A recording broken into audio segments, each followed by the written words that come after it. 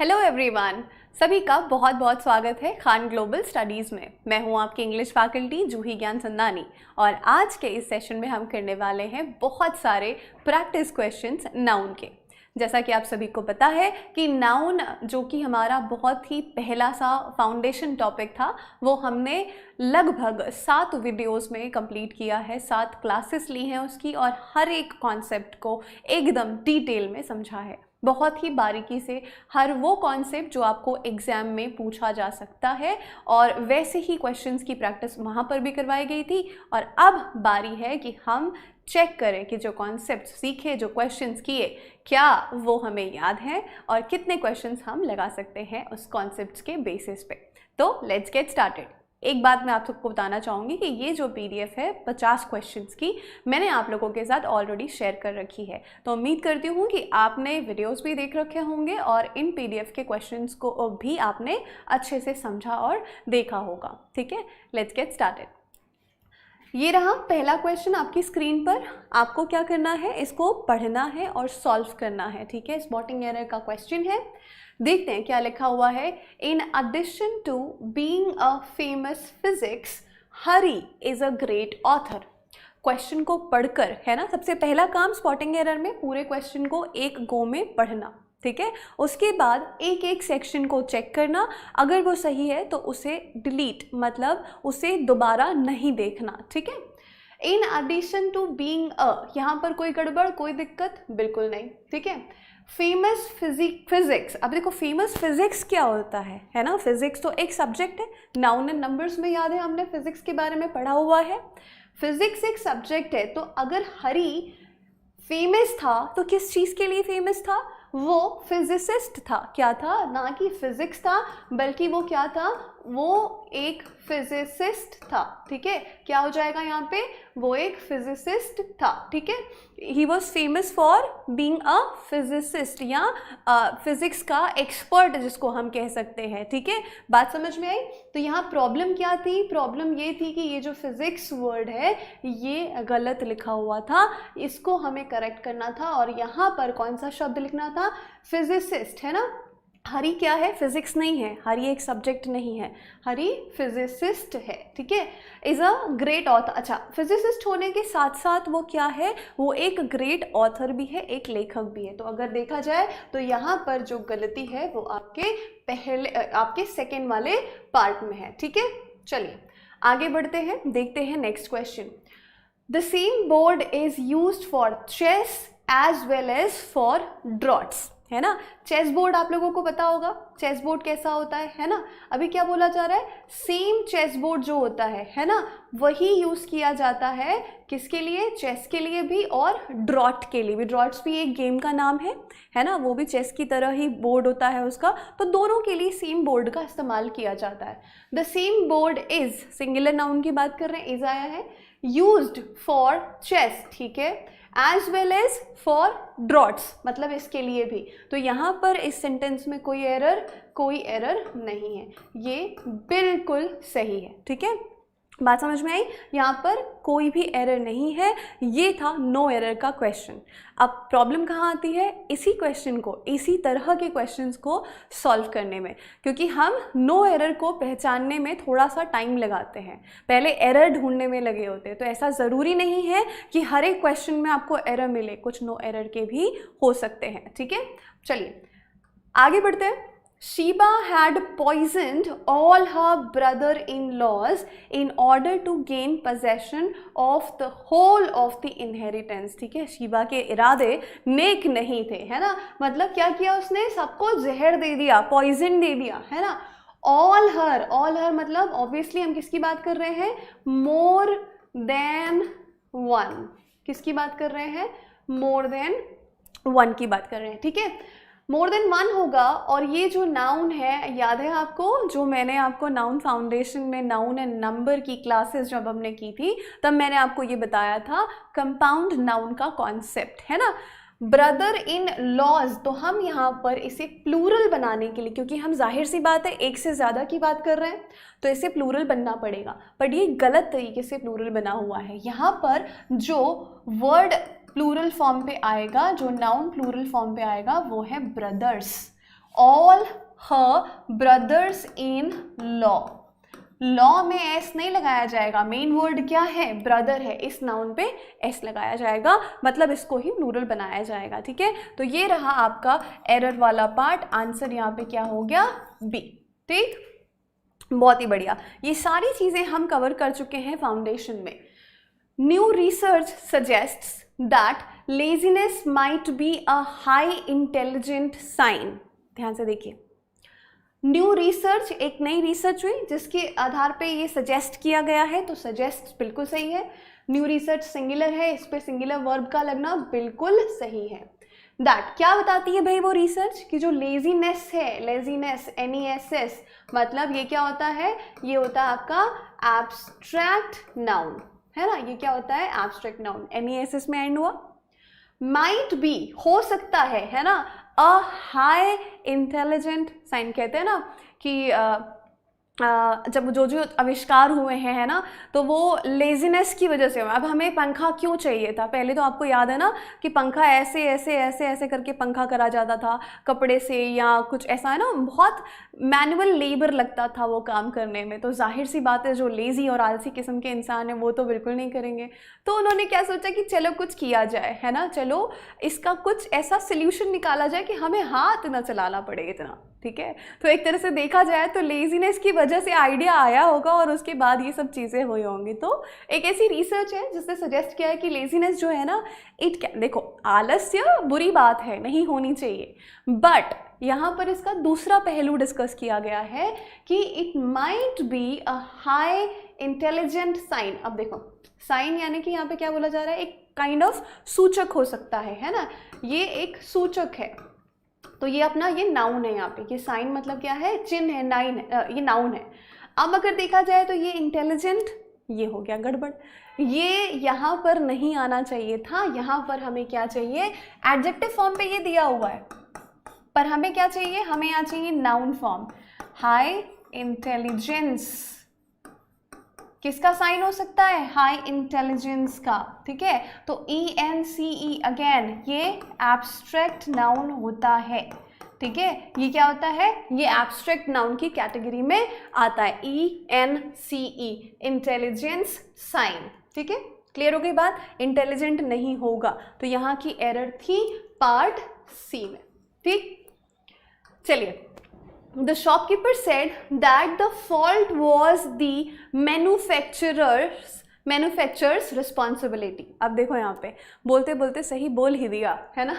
The shopkeeper said, shopkeeper ने कहा कि जो फॉल्ट थी, जो गलती थी, वो किसकी थी, फॉल्ट was सिंगुलर है। ठीक है, किसकी रिस्पॉन्सिबिलिटी है, जो मैन्युफैक्चरर है, तो मैन्युफैक्चरर्स नहीं होगा, यहाँ क्या हो जाएगा, RERS। ठीक है, मैन्युफैक्चरर्स रिस्पॉन्सिबिलिटी, है ना। यहाँ पर गड़बड़ कहाँ थी, इस पार्ट में सी आपका आंसर हो जाएगा। इस तरह से आप चुटकियों में अगर कॉन्सेप्ट को अच्छे से समझा है, लेसन्स को अच्छे से पढ़ा है, तो इस तरह की क्वेश्चंस तो आपके बाएं हाथ का खेल है, बिल्कुल यूं उड़ा सकते हैं आप। ठीक है, चलिए, nearly 10,000 of people research disease because they individually want to get rid of them. ठीक है, 2 बार हो गया देम, कोई बात नहीं यहाँ पे। ठीक है, क्या होता है, क्या बोला जा रहा है कि लगभग 10,000 लोग हैं। गलती कहाँ पर है, मैंने आपको बताया है, जब यहाँ पर हमने नंबर लगा दिया है ना, तो ये थाउजेंड्स नहीं होगा। ठीक है, क्योंकि यहाँ पे स्पेसिफिक नंबर लगा हुआ है। क्या है ये, स्पेसिफिक नंबर की बात कर रहे हैं हम।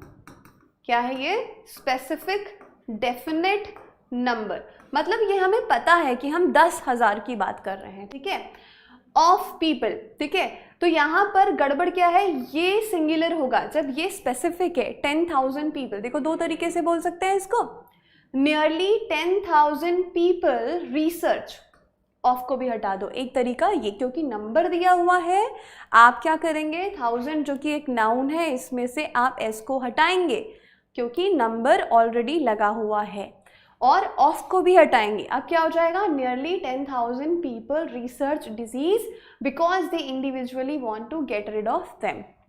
एक और तरीका हो सकता है।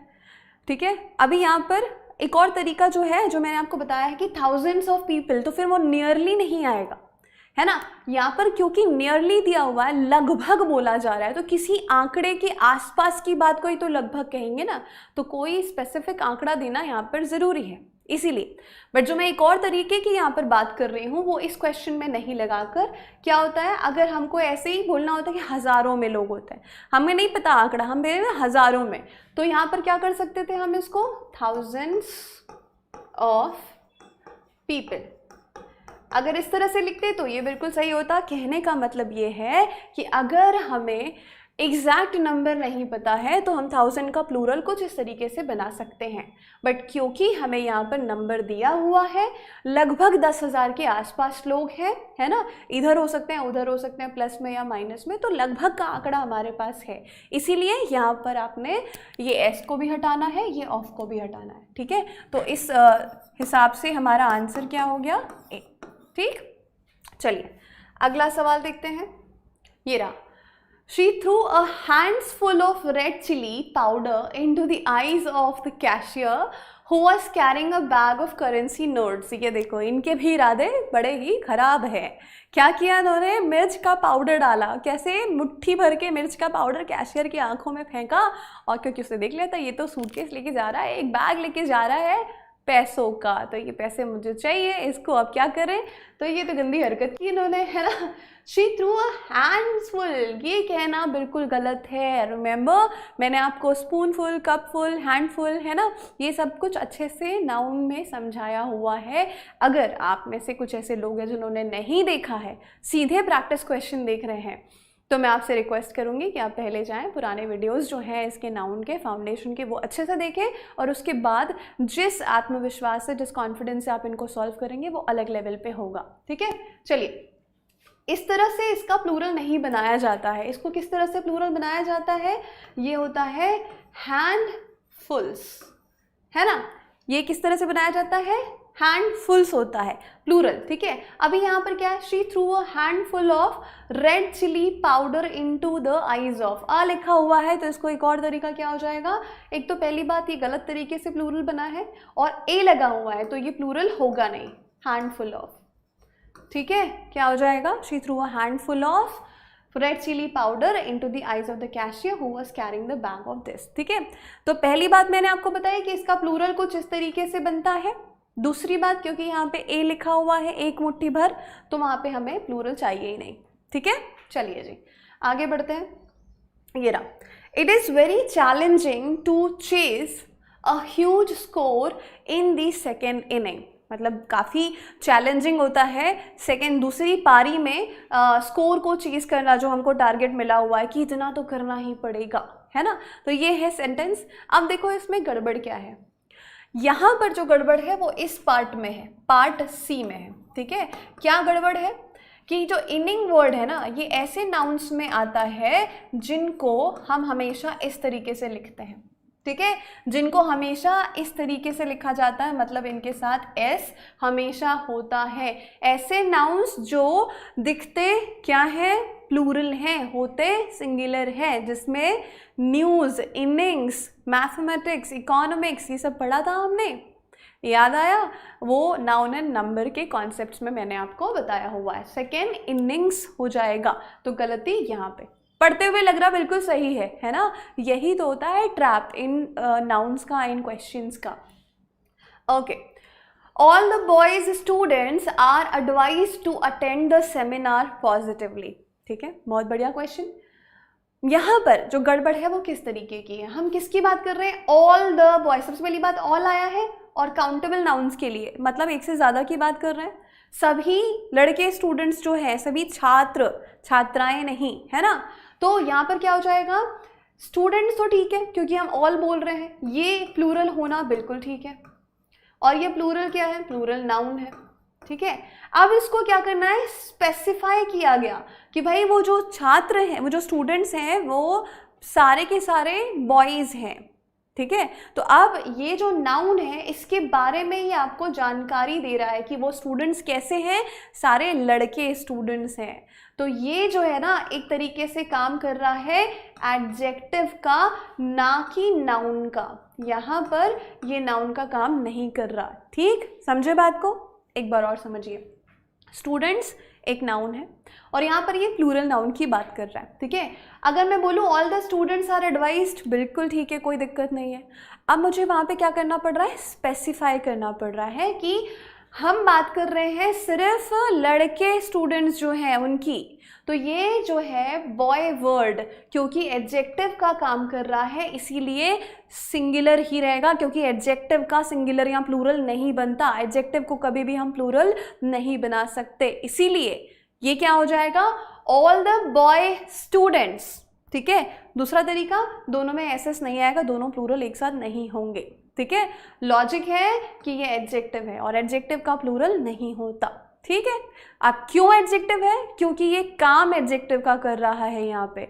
याद है मैंने आपसे ये भी बात कही है कि इंग्लिश में एक शब्द एक जगह तक सीमित नहीं होता, उसका दायरा काफ़ी बड़ा होता है, वो अलग अलग भूमिकाएं निभाता है, अलग अलग सेंटेंस में अलग अलग तरीके से आपको मिलेगा। तो यही तो समझ डेवलप करनी है हमें, ठीक है। क्या हो जाएगा, ऑल द बॉय स्टूडेंट्स, ठीक, क्या होगा, boy students, adjective not noun. तो यहाँ पर एरर जो है फर्स्ट पार्ट में, शानदार।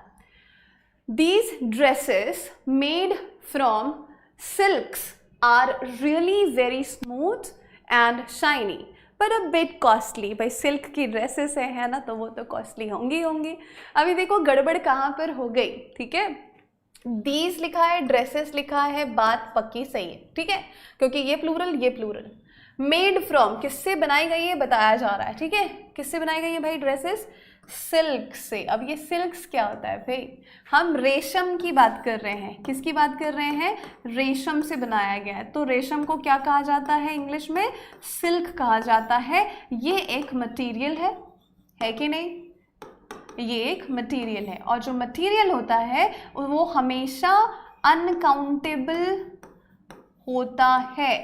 अब आप किसी चीज़ को जब गिन नहीं सकते हो तो उसका प्लूरल कैसे बना सकते हो भाई साहब, मतलब कहने का सिंपल सा आसान सा मतलब है मटेरियल नाउन हमेशा सिंगुलर ही होंगे, कभी भी प्लूरल नहीं बन सकते क्योंकि उनको गिना नहीं जा सकता है, ठीक है। तो ये सिल्क्स वर्ड यहाँ पर गलत है, होना क्या चाहिए, silk, made from silk, are really very smooth and shiny but a bit costly, ठीक। तो गड़बड़ जो है पार्ट बी में।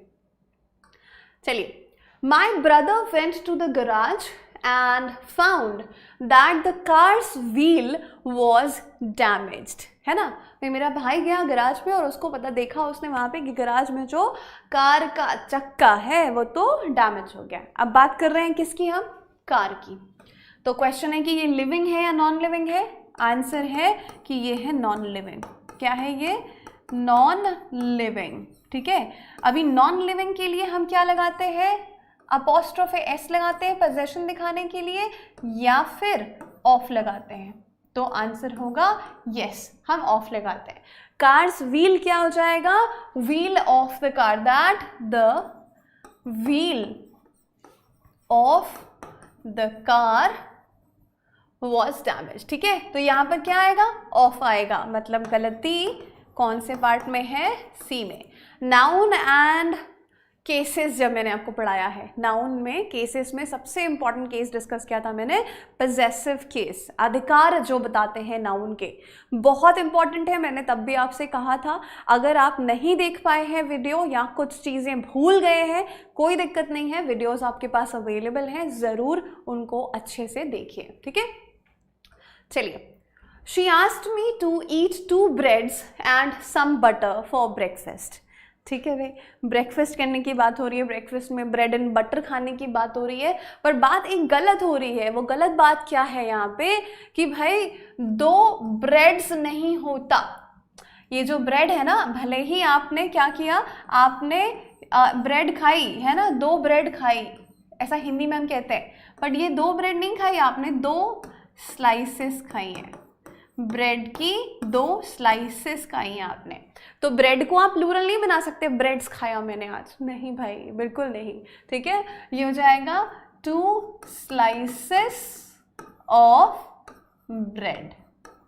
उसने मुझसे कहा कि 2 स्लाइसेस ले लो ब्रेड के, कुछ बटर लगाकर उसमें, है ना। तो यहाँ पर हम बात कर रहे हैं स्लाइसेस की, इसीलिए यहाँ पे 2 लगाया ना, 2 लगाया, नंबर लगाया, तो उसको प्लूरल किस तरह से बनाएंगे, 2 स्लाइसेस कर देंगे ब्रेड की। ब्रेड को ब्रेड ही रखा जाएगा, ब्रेड्स कभी नहीं बनाया जाता। ये वो नाउन्स जो कि सिंगुलर अनकाउंटेबल की कैटेगरी में आते हैं, जिसमें हमने पढ़ा था नॉलेज, स्टेशनरी, कन्फेक्शनरी, लगेज, है ना, म्यूजिक, डर्ट, ये सारी चीज़ें, है ना, इंफॉर्मेशन, एडवाइस, इन सब से मैंने क्वेश्चंस आपको फाउंडेशन में कराया हुआ है। ठीक है, तो यहाँ पर जो गलती है पार्ट बी में है। ठीक, चलिए अगला सवाल है ये, the teacher gave him a project to complete that by the weekend surely. ध्यान से देखो, पढ़ो अच्छे से इसको। The teacher gave him a project, ठीक है, उसने क्या किया, टीचर ने एक प्रोजेक्ट दिया, ठीक है, टू कंप्लीट दैट, उस प्रोजेक्ट को कंप्लीट करने के लिए, bye the weekend surely, weekend तक बिल्कुल अच्छे से, मतलब श्योरली उसको कंप्लीट करना ही, हैज टू मेक श्योर कि वो प्रोजेक्ट सप्ताह के अंत तक बिल्कुल समाप्त हो जाए। क्या कोई गलती है इसमें? एक बार और देखते हैं। The teacher gave, past form दिया हुआ है, टीचर, ठीक है भाई। हिम, उसको क्या दिया, अ प्रोजेक्ट, एक प्रोजेक्ट दिया, बिल्कुल ठीक, कंप्लीट करने के लिए। दैट, किस समय तक, बाय द वीकेंड श्योरली, कोई गड़बड़ नहीं, कोई गड़बड़ नहीं। यहाँ पर है ये नो एरर का क्वेश्चन, कोई भी गड़बड़ नहीं। तो ऐसा ना, जब एग्जाम में आए तो टाइम वेस्ट नहीं करना है। देखो, या तो चीज़ समझ में आएगी या तो नहीं आएगी। जब आप श्योर हो तभी आप मार्क करोगे। जैसे इसमें कोई गड़बड़ नहीं है नाउन की, सभी सब कुछ इंटैक्ट है, इनफैक्ट नाउन के अलावा भी कोई गड़बड़ नहीं है, ठीक है। बट हम प्रैक्टिस सेट कर रहे हैं नाउन का, तो नाउन की ही गड़बड़ को ध्यान पे रखिए यहाँ पे। तो जब समझ में आ जाए कि भाई नहीं है कोई एरर, नो एरर मार्क कर दीजिए। अगर कॉन्फिडेंस ना आए तो फिर आगे बढ़िए, ठीक है। या तो होगा या तो नहीं होगा, 2 ही केस हो सकते हैं। चलो अगला, many of the question asked in this question paper are too difficult to be solved। भाई इस क्वेश्चन पेपर में, इसमें जो पूछा गया इस पेपर में क्वेश्चंस काफ़ी ज़्यादा डिफिकल्ट है ना, ये बोला जा रहा है। अब यहाँ पर आप देखिए क्या बोल रहे हैं, many of the, many का मतलब क्या होता है? क्या हम किसी एक वस्तु को many बोलते हैं? किसी एक चीज़ को many बोलेंगे? नहीं, more than one की बात करेंगे ना, of course more than one को ही हम मैनी बोलेंगे। मतलब, और 2 है तो बोथ बोल सकते हैं। मतलब सिंपल कहने का मतलब ये है कि मैनी मतलब एक से ज़्यादा चीज़ें, एक को तो मैनी नहीं कहा जाएगा। अब जब एक से ज़्यादा है तो वो क्या हो जाएगा भाई, वो प्लूरल हो जाएगा। अगर वो प्लूरल हो जाएगा तो नाउन भी प्लूरल होगा और वर्ब भी प्लूरल होगा, ठीक है। वर्ब भी प्लूरल लगेगा, नाउन भी प्लूरल लगेगा। यहाँ पे देखो लगा है क्या, मैनी ऑफ द क्वेश्चन लिखा हुआ है, गलती यहीं पर है। बहुत सारे ऐसे क्वेश्चंस पूछे गए थे जो बहुत डिफिकल्ट थे सॉल्व करने में, तो मैनी ऑफ द क्वेश्चंस हुआ, ठीक। यहाँ पर गड़बड़ आपकी पार्ट ए में, ठीक है। चलिए अगला सवाल, जय says that he has given you a 50 rupees note. चलो ये भी हमने पढ़ा है नाउन एंड नंबर्स में। मैंने आपको ये बताया था कि जो मोस्टली क्वेश्चंस पूछे जाते हैं नाउन से, वो 2 ही सेगमेंट से आते हैं, नाउन एंड नंबर, है ना, जिसमें आपको सिंगुलर और प्लूरल की बहुत अच्छी जानकारी चाहिए, और दूसरा होता है नाउन एंड केसेस, जिसमें स्पेशली एक ही केस से क्वेश्चन आता है और वो है पजेसिव केस से। नाउन एंड नंबर किस पॉइंट ऑफ व्यू से और इम्पॉर्टेंट है, क्योंकि ये आगे सब्जेक्ट वर्ब अग्रीमेंट में भी काम आएगा, वर्ब्स में काम आएगा, बहुत सारी चीज़ों में काम आएगा, ठीक है। तो अच्छे से पढ़ लिया है आप लोगों ने, ऐसा मैं मान के चल रही हूँ, ठीक है। तो जैसे यह कहता है कि उसने क्या दिया, ही हैज गिवन यू, उसने तुम्हें क्या दिया है, अ 50 रुपीज नोट। अब हो गई गड़बड़। पहली बात तो बोला जा रहा है भाई एक, आर्टिकल ए, मतलब क्या होता है ये 1, एक कोई बोलेंगे, है ना। 50 रुपीज क्यों होगा फिर, एक 50 रुपये का नोट दिया है, 50 का एक नोट दिया है, तो 50 रुपए वाला एक नोट दिया है। कहने का मतलब है ये जो रुपीस यहाँ लिखा है ये गलत है, 50 रुपी नोट हो जाएगा, ठीक है। तो गड़बड़ आपकी पार्ट सी में, ठीक। नाउन एंड नंबर ध्यान से पढ़ लीजिए एक बार और, ठीक है। चलो, there was no money in the bank in Karan's and Arjun's joint account, ठीक है। देखो यहाँ पे there was no money in the bank in Karan's and Arjun's joint account। Karan and Arjun का एक है जॉइंट अकाउंट, ठीक है, जो अपनी वो माँ के लिए पैसे जमा करते हैं करण अर्जुन, तभी तो उनकी माँ कहती है कि मेरे करण अर्जुन आएंगे और बैंक बैलेंस लेके आएंगे, ठीक है। बट सच्चाई यहाँ पे क्या हो रही है कि उनके अकाउंट में जो उनकी क्या है, उनका जॉइंट अकाउंट है। अभी जॉइंट अकाउंट से मिला हिंट, और वो हिंट क्या है कि उन दोनों का क्या है, ये संयुक्त अधिकार है। क्या है यहाँ पे, हम किसकी बात कर रहे हैं, संयुक्त अधिकार, मतलब एक अकाउंट जिसमें दोनों का अधिकार है, जॉइंट पोजेशन की बात कर रहे हैं। तो जब हम जॉइंट पोजेशन की बात करते हैं तो अपॉस्ट्रोफी लास्ट वाले नाउन पे लगता है। लास्ट वाला नाउन मतलब जिस चीज़ पे आपको अधिकार बताना है उसके पहले वाला, अकाउंट पे अधिकार बताना है ना, ये जॉइंट अकाउंट पे। तो जॉइंट अकाउंट किसका, लास्ट वाले पे लगाएंगे आप, अर्जुन्स पे, ठीक है, करण पे नहीं लगेगा। करण एंड अर्जुन्स जॉइंट अकाउंट, दोनों का एक ही जॉइंट अकाउंट है, तो अपॉस्ट्रोफी एक आएगा और वो भी आखिर वाले के साथ आएगा। आप इसको स्वैप कर सकते हैं, पहले अर्जुन लिख दो फिर करण लिख दो, तो भी लास्ट वाले पे, यहाँ जो भी नाम लिखा है इसी पे आएगा। और इससे मैंने क्वेश्चंस काफ़ी सारे आप लोगों को कराए हैं, ठीक है। तो यहाँ पर गड़बड़ कहाँ हो गई, पार्ट बी में। ऐसा नहीं कि दो अपॉस्ट्रोफी नहीं आते हैं तो आप कोई सा भी अपॉस्ट्रोफी हटा दोगे, बिल्कुल भी नहीं करोगे ऐसा, ठीक है। तो आपको ध्यान देना है कि जब भी हम संयुक्त अधिकार या जॉइंट पोजेशन की बात करते हैं तो अपॉस्ट्रोफी सबसे लास्ट वाले नाउन पे लगेगा। मतलब मुझे एक्स चीज़ पे अधिकार बताना है तो एक्स के पहले जो भी नाउन है उस पे लगेगा। नाउन तो ये भी है, जॉइंट अकाउंट भी एक नाउन है, बट मुझे इस पे तो अधिकार ही बताना है ना, तो फिर ये हो गया लास्ट, ठीक है। चल, यहाँ पर गड़बड़ मिल गई बी वाले पार्ट में। अगला देखेंगे, nobody would like to consume these kind of rotten vegetables. मतलब ये बासी सब्जियाँ कौन खाना चाहता है, कोई नहीं खाना चाहेगा, हर कोई चाहेगा ना कि सब्जियाँ जो वो खाए वो फ्रेश सब्जियाँ खाए। तो अभी देखो यहाँ पे क्या बहुत सटल सी एरर है यहाँ पे, है ना। देखो, nobody would like to consume, ठीक है, कोई भी कंज्यूम मतलब उपभोग करना, है ना, नहीं चाहेगा। दीज, अभी दीज क्या होता है, ये हम यूज़ करते हैं जब हम किसी प्लूरल नाउन की बात करेंगे, तभी हम इसको यूज़ करते हैं दीज को, ठीक है। दीज काइंड नहीं होगा फिर, क्योंकि प्लूरल है तो ये क्या हो जाएगा, काइंड्स, है ना। These kinds of rotten vegetables.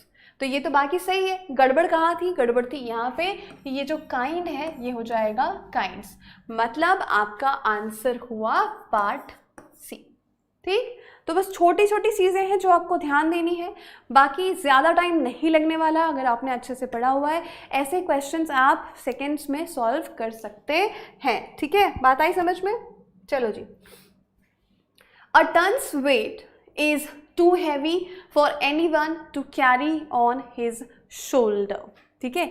अभी याद है आपको, मैंने बताया था वेट की जब बात करते हैं, जब हम स्पेस की बात करते हैं, प्लेस की बात करते हैं, है ना, तो हम क्या करते हैं, मनी की बात करते हैं, डॉलर की बात करते हैं, पैसों की बात करते हैं। तो मैंने ये सारी चीज़ें आपको बताई हैं, तब अपॉस्ट्रोफी हम लगाते हैं इनके साथ पे, है ना। क्योंकि अभी बोलोगे आप कि मैम आपने तो बोला कि नॉन लिविंग के लिए हम ऑफ लगाते हैं, टन को कैसे हम लिविंग मानेंगे, नहीं मानेंगे, बिल्कुल नहीं मानेंगे।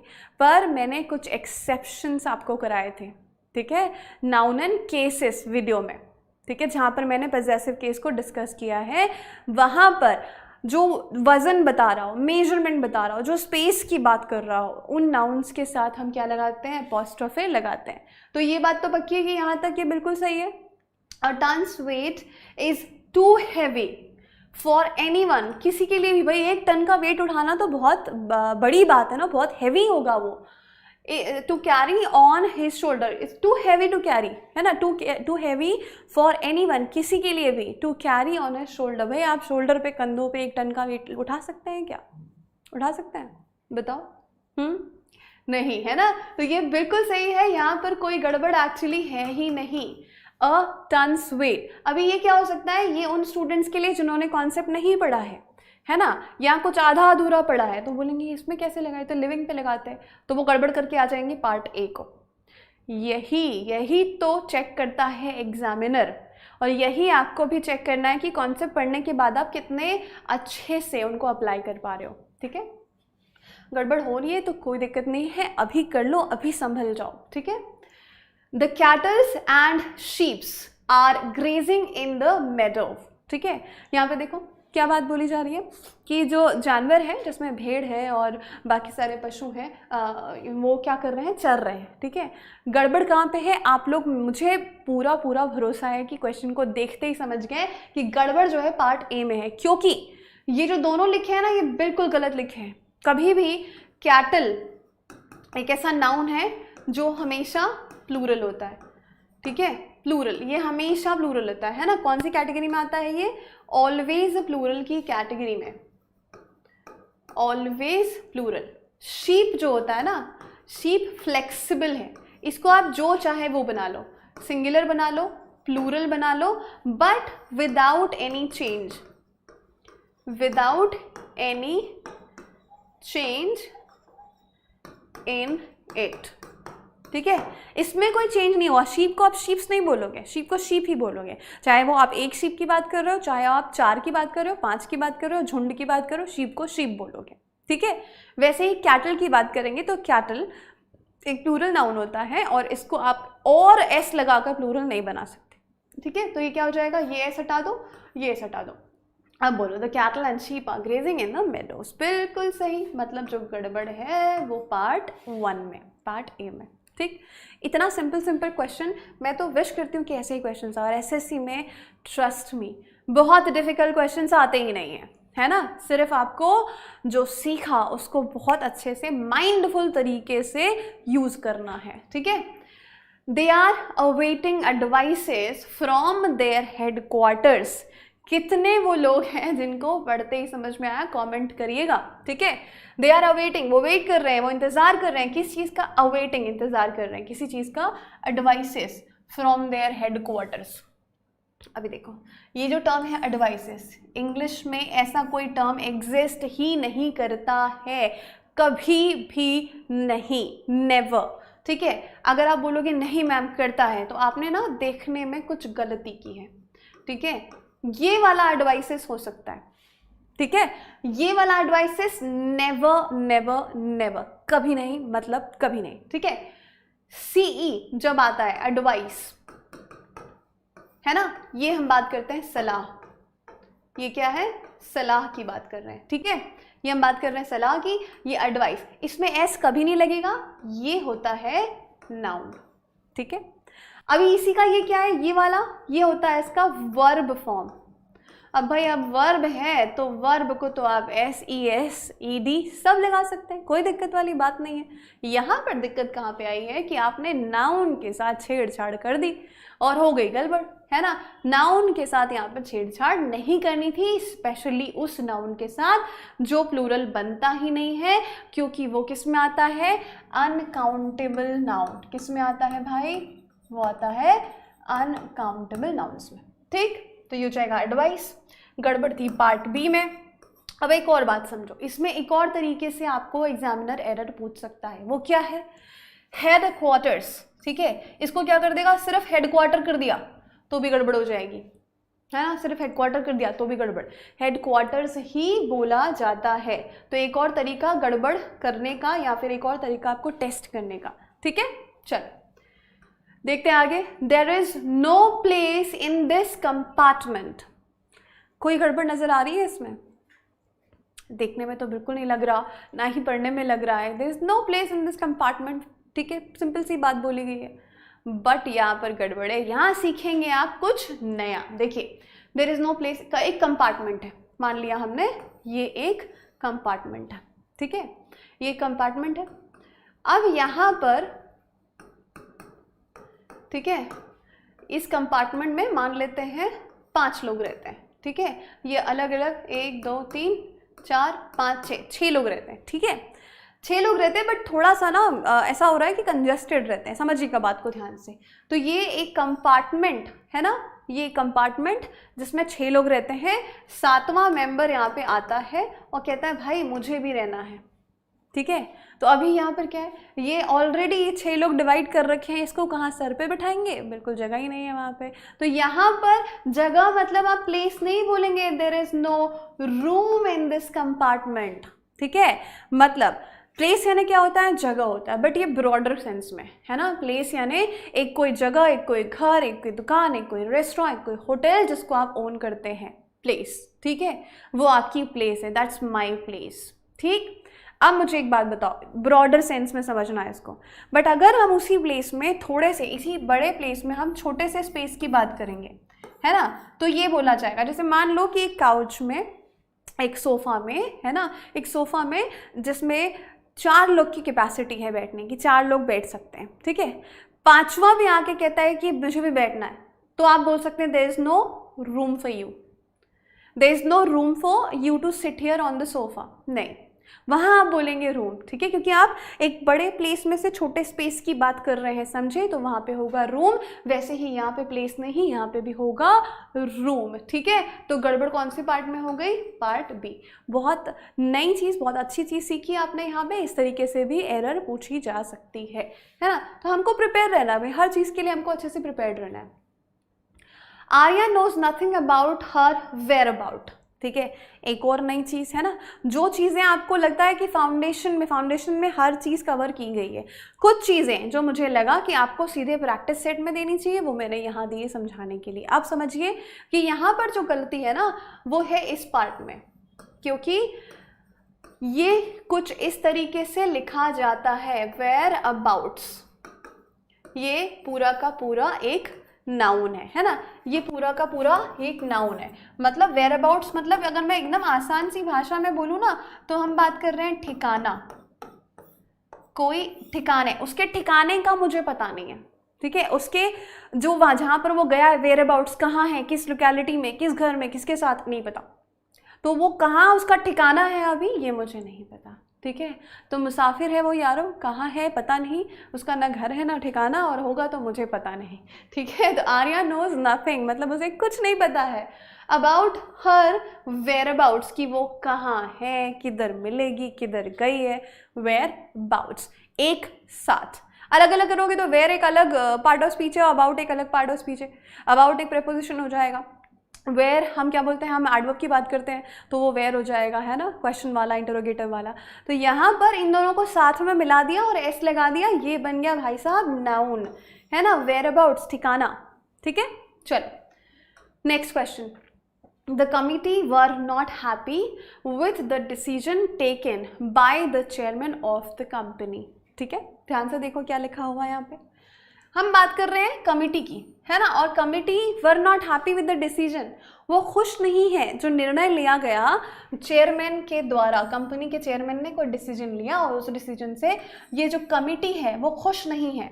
तो ये कमिटी यहाँ पर एक सिंगल यूनिट की तरह यूज हुई है, अ सिंगल यूनिट।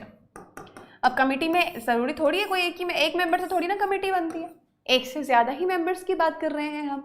अब वहाँ पर क्या है, एक से ज़्यादा मेंबर्स हैं उस कमेटी में, है ना, पर सबको वो जो डिसीजन है वो सही नहीं लगा, मतलब हम इसको यूज़ कर रहे हैं एक सिंगल यूनिट की तरह। तो कमिटी कलेक्टिव नाउन सिंगुलर, मतलब यहाँ पर वर नहीं वॉज आएगा, नाउन के बेसिस पे ही आपने जाना है इसको। अब यहाँ पर एक केस और समझाने की कोशिश करूँगी मैं आपको कि कमिटी प्लूरल भी हो सकता है। मान लेते हैं, ये एडिशनल जानकारी, मान लेते हैं कमेटी में 5 लोग हैं, ठीक है, इस कमेटी में 5 लोग हैं, ठीक है, चलो 4 ही मान लेते हैं।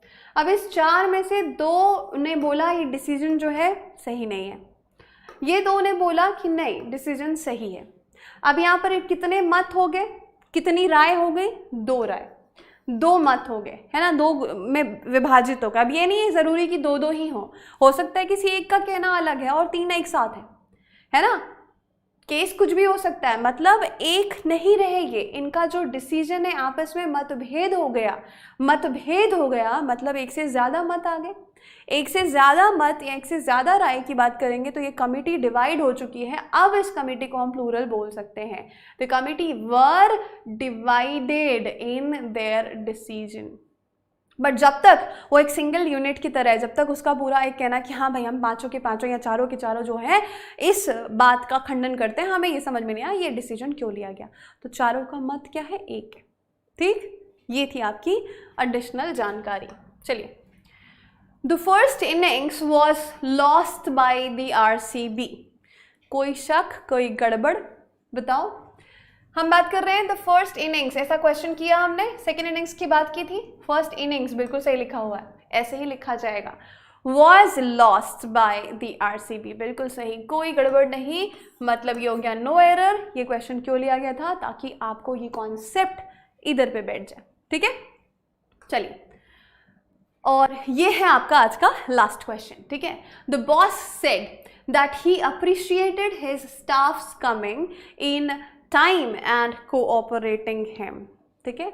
अभी देखो यहाँ पे क्या गड़बड़ है, ध्यान से एक एक पार्ट को पढ़ते हैं। द बॉस सेड, बॉस ने बोला, है ना, बॉस ने कहा, दैट क्या कहा, ही अप्रिशिएटेड, वो इस बात की तारीफ करता है, इस बात को मानता है, प्रशंसा करता है। ही अप्रिशिएटेड हिज स्टाफ, उसका जो स्टाफ है जो कि टाइम पर आ गया, इन टाइम आ गया, मैंने आपको इन टाइम ऑन टाइम बताया था, समय से पहले आ गया, एंड कोऑपरेट भी किया। तो ये स्टाफ्स जो है ना, ये गलत लिखा हुआ है। पहली बात तो ये स्टाफ्स कभी नहीं होगा, ये हो जाएगा स्टाफ, उसके स्टाफ का आना, ठीक है। Staff collective noun, staff of teachers कहते हैं हम। अब देखो ये स्टाफ जो है, यहाँ पर हमको क्या चाहिए था, स्टाफ का आना। तो जहाँ पर भी की के का मैंने बताया पोजेशन होता है, पोजेशन के लिए हम क्या करेंगे, अपॉस्ट्रोफी एस लगाते हैं, क्या हो जाएगा, his staffs coming in time. तो गड़बड़ यहाँ पर कौन से पार्ट में हो गई थी, इस पार्ट में, बी वाले पार्ट में, है ना। यहाँ पर भी जितने क्वेश्चंस अभी हमने किए हैं, सारे क्वेश्चंस आप देखोगे नाउन एंड नंबर और नाउन एंड केसेस के ही इर्द गिर्द में थे, है ना, मोस्टली सारे क्वेश्चंस, क्योंकि आते ही इस तरीके के हैं। कुछ नया सीखा, प्लेस और रूम वाली बात, वेयर अबाउट्स वाली बात, है ना, तो कुछ नया भी सीखेंगे और कुछ जो सीखा हुआ है वो उसको रिवाइज भी करेंगे। तो मैं उम्मीद करती हूँ कि ये 25 के 25 questions along with the concepts आपको अच्छे से समझ में आ गए हैं। और मैं ये भी आपसे उम्मीद करती हूँ कि आप लोगों ने सारे वीडियोज़ जो फाउंडेशन के 7 वीडियोज़ हैं नाउन के, वो देख लिए हैं। अगर कुछ रह गया है तो कोई दिक्कत नहीं है, या फिर दोबारा देखना है तो भी आपके पास वो चीज़ें अवेलेबल है। ज़रूर एक बार भले स्पीड में बट देख लीजिएगा और कॉन्सेप्ट को और ज़्यादा स्ट्रॉन्ग कर लीजिएगा, क्योंकि जितना स्ट्रॉन्ग फाउंडेशन होगा उतनी ही अच्छी और स्ट्रॉन्ग आपकी इमारत होगी, ठीक है। Thank you so much, take care, keep learning, नमस्ते।